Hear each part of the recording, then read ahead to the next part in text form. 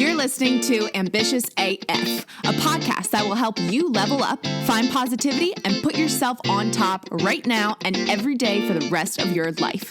I'm your host, Caroline Lewis, and each week I will bring you a guest or thought that will motivate you to get out of bed every morning with the willingness to succeed. Being ambitious means you are proud of who you are and everything you've accomplished. Only you can make that happen, though. But with the help of this podcast, you will rise to the top. You will find success. You will believe in yourself and manifest happiness. And most importantly, you will become ambitious AF. I know you are eager to begin, so let's get started. All right. We are back with yet another podcast episode. Everyone, thank you so much for tuning in. This is Ambitious AF, and I am your host, Caroline Lewis, a podcast all about just lifting yourself up and finding ambition in everything that you do. So a couple of topics that we've talked about so far, including, lifting yourself up during this difficult quarantine time, understanding that your fear can actually be your savior and can actually push you towards huge success. And then the last, actually that's not the last one, but the last one we did last week, I will say, is all about excuse making. And I mentioned on that one that this will be maybe a potentially another touchy little podcast because not a lot of people like to accept it and think about it. And that topic, we might as well get right into it, is stop putting others first. You heard me correctly. It is, I don't even know what week we are in quarantine season. Yes, we're still doing the pandemic, but this is whether we were in a pandemic or not in a pandemic.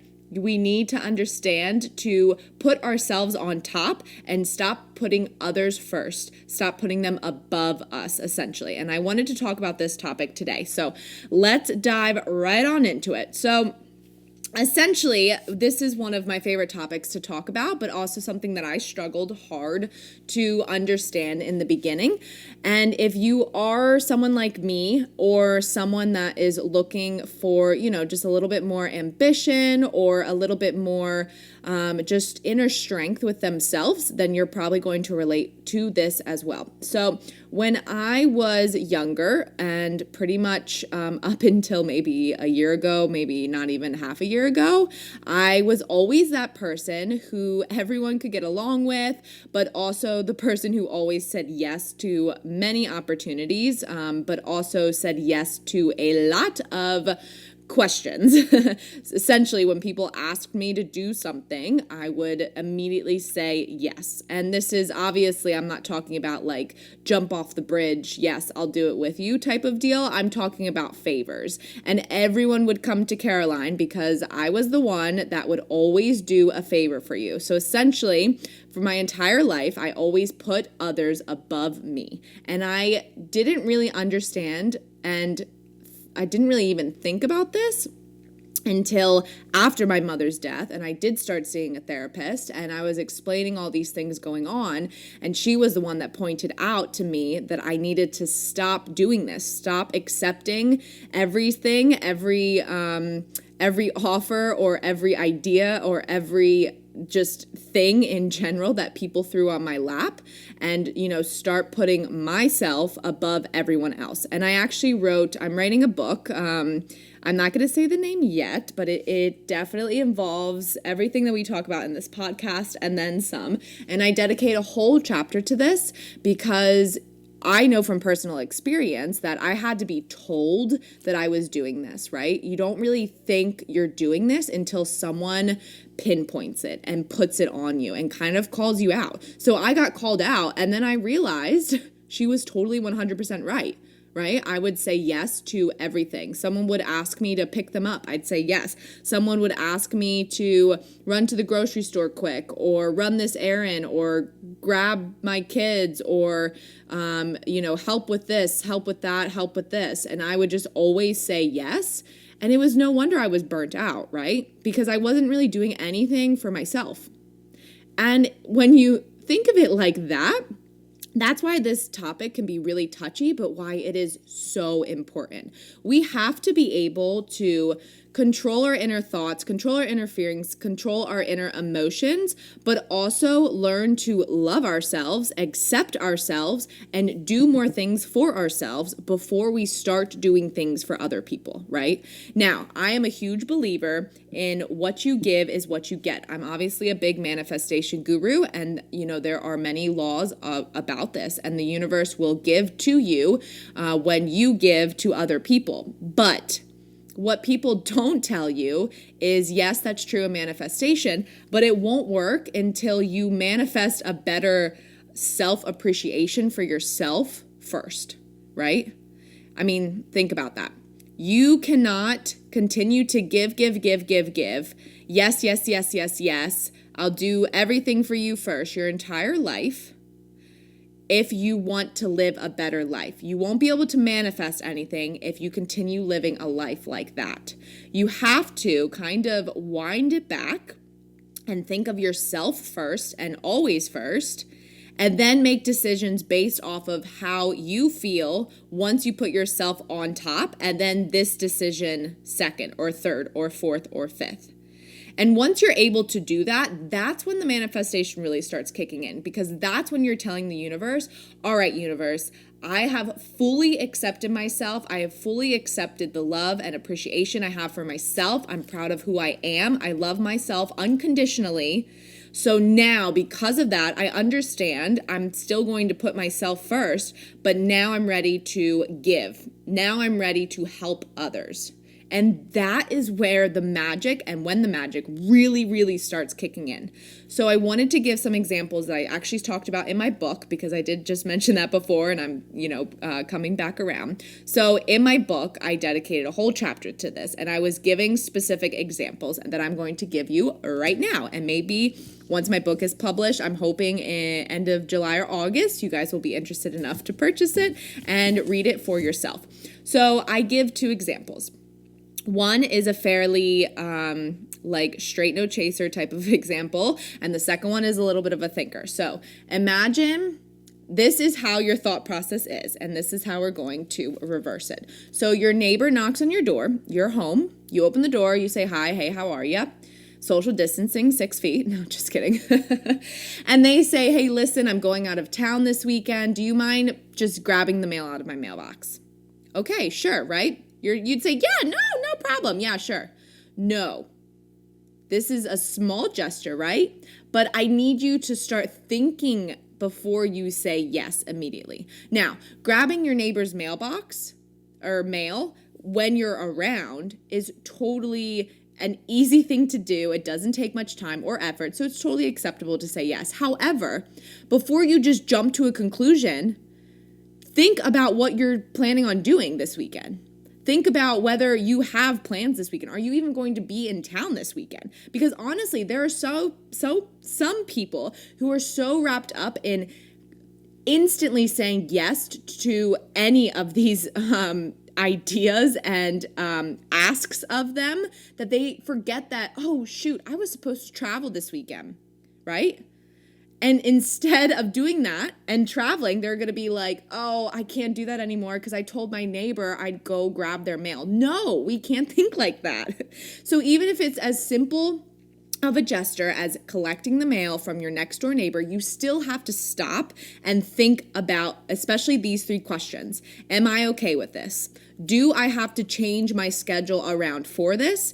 And does this resonate with me? Does this require a lot of effort from me? So those questions I want you to ask yourself when people start asking you questions before you say yes and commit to them. So here's another example that's a little bit more out there and requires a little bit more thinking. So your sister's coming to town and she texts you at 2 days before she flies in, and she says, hey, by the way, I forgot to ask earlier, but do you mind picking me up at the airport? I land at 6:00 p.m. Out of Philadelphia, right? I don't know. I live close to the Philly airport. So instead of immediately saying, yes, yep, sure, yeah, why not? I'll be there. Why not? Yeah, for sure. Absolutely. Think about your time, your schedule, your commitment to picking your sister up. And I don't care that she's family, right? I don't care that she's coming in. I don't care that you might not have seen her for a while. Make sure that your schedule and your inner self aligns with saying yes to picking your sister up, because essentially you have to think of a couple things. First off, what time do you have to leave work? Second off, how long is the commute there and back, which means how long are you going to be spending in a car versus doing something else that day? Also, do you have things planned at 6 or 5 or 4 or 8 o'clock that day that you can't really reschedule? Also, do you want to be sitting in a car and driving around using gas for the 2-hour round trip, hour round trip, 4-hour round trip, however long it takes for you to get to that airport and back? Do you really, do these things really feel good to you? And if you answer in your head no to one of those, then just apologize and say, hey sis, I'm really sorry. This is really last minute of you. I have a bunch of plans and I physically can't fit you in. Can you Uber or find someone else? And then guess what, guys? This is the important part. We don't feel guilty. We don't feel guilty, right? We just say, no, I can't do that, and you move on. It is going to feel super weird at first, right? Especially if you're a yeser. If you're one of those people that constantly puts everyone else on top and then you on the bottom, you're so used to saying yes that the word no is going to be very foreign, which means it's going to be hard to have it come out of your mouth. But it is vital for your overall health. And I'm talking about your stress level, your brain activity, your happiness, which all essentially boils down to your gut health, because your gut is controlled a lot. I'm not going to put a percentage out there because I'm no scientist, but I would say about 90% of your stress correlates to your gut health, right? So saying no or yes all the time and committing to these things all the time when you don't really want to, it affects all of those things. And you might call me crazy and silly right now, but in the long run, it is going to take a toll on your health, on your mental health, which essentially takes a toll on your overall health, physical health, and body. Because if your mental health is not in a good position, you are in a constant state of stress and or depression, which makes all of your organs, your blood, everything in a constant state of stress and or depression. And your organs, your body will try to keep finding different ways to fight this, right? Because it's not a good thing to have in your body, which will make you even more tired, which will make you even more frustrated and angry and sad. So if you think about it, committing to yourself is the best thing you can do for your mental health and your physical health. Let me repeat that again. It is the best thing you can do for your mental and physical health. So I need you all. I know there's a pandemic going on. I know you have children running around all the time. Your spouse probably is still home because maybe you guys don't have work, or maybe you're both working from home. You have dogs and cats and groceries and neighbors and friends and mothers and daughters and dads and uncles and whoever it is out there. Bosses, right? But I need you all to sit back, focus on yourself, and count how many times you said yes today when you don't want to. And I need you to cut that number in half tomorrow. And then I need you to get that number to 0 by the end of this weekend. So if you said yes to 10 things today that you didn't really want to do, that's crazy, right? There's no wonder you're exhausted right now. Then tomorrow, I need you to only say yes to 5 things. And then the next day to 3 things, and the next day to 2 things, and the next day to 1 thing, and then 0. Eventually, I need you to hit a point where you don't say yes to anything that does not feel right to you, that does not make you happy, that does not correlate with what you're doing, right? That does not stress you out. That is the moral of this podcast, and that is what I'm trying to get in your beautiful, beautiful heads, is the power of no. This does not make you selfish. This does not make you a bad person. And trust me, if you are a yes type of person and you always put others in front of you, then they're going to judge you instantly. I guarantee you they're going to say, what's up your butt today? Why are you in a bad mood? I mean, what do you mean? What's going on, right? They're going to naysay the shit out of you because they're so used to you saying yes all the time. And they're using the crap out of you when most of the time they don't even realize they're doing it. But they just know that they can always rely on you. So they don't even think about whether it's good for your mental, physical health or not. They just think, oh, hey, I'll go to Caroline because I know she'll say yes. They don't even think about your day, your life, your career, your actions, your state of mind, your tiredness, your happiness. They don't think of any of that. They just know that you've said yes so many times before, so they're going to always come back to you for more. But I need you, for the sake of the rest of this year or this month, or at least the sake of the quarantine period, stop saying yes to everything. Start saying no. And think before you respond.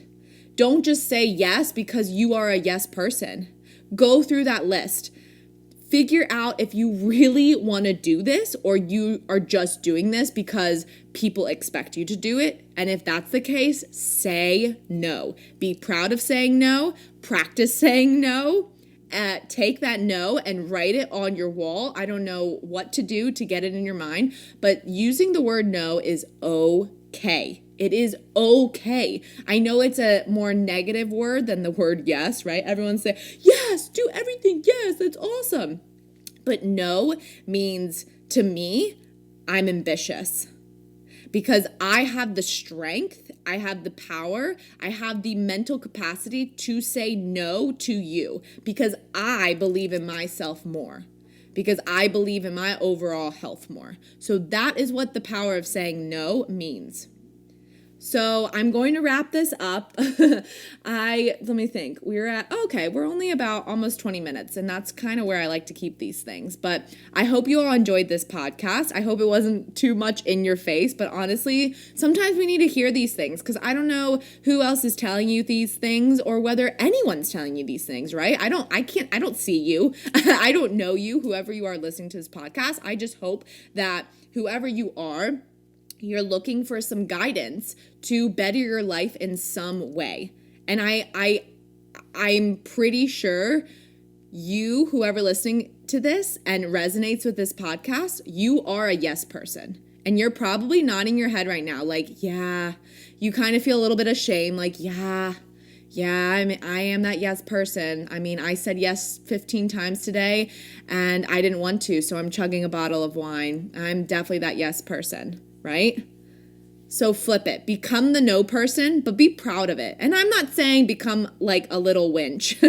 I'm not saying be an angry, bitter lady. I was going to use another word, but we're keeping this kid friendly in case you're listening to it in the car with your kids. I'm telling you to say no politely. And if you have to explain yourself, you can.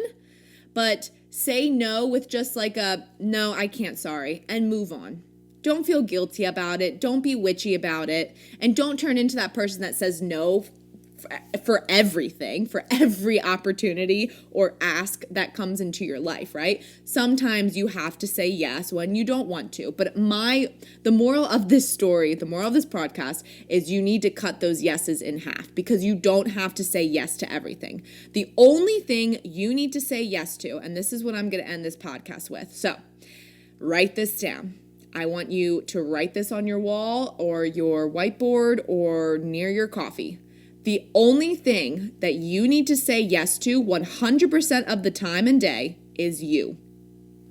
So with that, I hope you enjoyed this podcast. Tune in next Wednesday. I believe we're going to, one of my favorite topics, be, do, and have. So next week we get a lot more into the manifestation side of be, do, and having the life that you've desired. So I'm going to leave it with that because I still want that quote stuck in your head. Have an amazing night, day, whatever time zone. Stay safe and healthy, and I will see you guys next week. Bye.